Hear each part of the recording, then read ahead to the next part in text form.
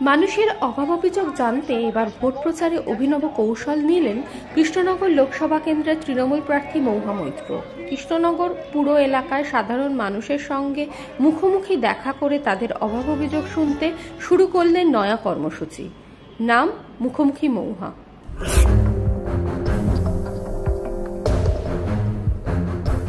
পৌরসভা কৃষ্ণনগর আর 82টা অঞ্চল মানে পঞ্চায়েত, সেখানে দাঁড়িয়ে গত 5 বছরে আমাকে পঞ্চায়েত এলাকায় আমি বেশি জোর দিয়েছি। এই 5 বছরে সেখানে রাস্তাঘাট, স্বাস্থ্য পরিষেবা যা যা দরকার ছিল যতটা সম্ভব করেছি। আগামী 5 বছর আমি শহর এবং শহরতলির উপর জোর দেব।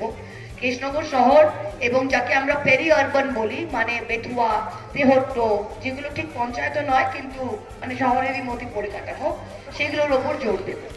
এমপি বা একটা আগামী দিনের সাংসদের কাছে আপনার কি এক্সপেকটেশন, আপনি কি চান, আর আর আপনার দৈনন্দিন জীবনে এই ওয়ার্ডে থেকে কি অভাব অভিযোগ আছে।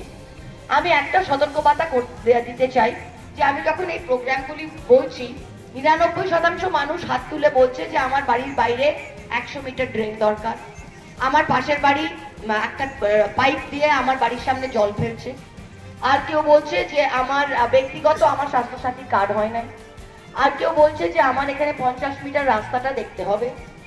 আমি কিন্তু এটা এমপি, এটা কাউন্সিলর ভোট নয়, ঠিক আছে? একটা কাউন্সিলরের কাজ আর একটা সাংসদের কাজ আলাদা। কিন্তু আমি আপনাদের চোখ দিয়ে যদি দেখি, আপনারা আমাকে সামনে পেয়েছে, আপনারা তো বিদেশ নীতি, দেশের কি বড় বড় জিনিস, সেটা নিয়ে তো আপনাদের দৈনন্দিন জীবনে কিছু প্রভাব হচ্ছে না। আপনি যদি বাড়ির বাইরে 1 ঘন্টা বৃষ্টি হলে 1 হাত জল হয়ে যায়, তাহলে আপনি তো আমাকে সেই প্রবলেমটাই জানাবেন, ঠিক কি না?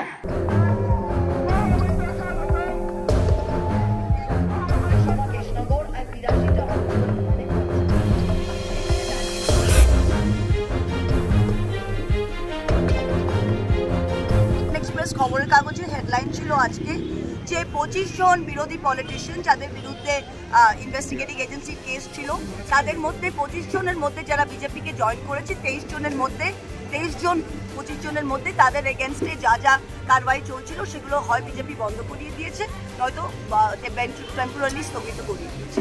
আমি সেই ব্যাপারেই বলছি।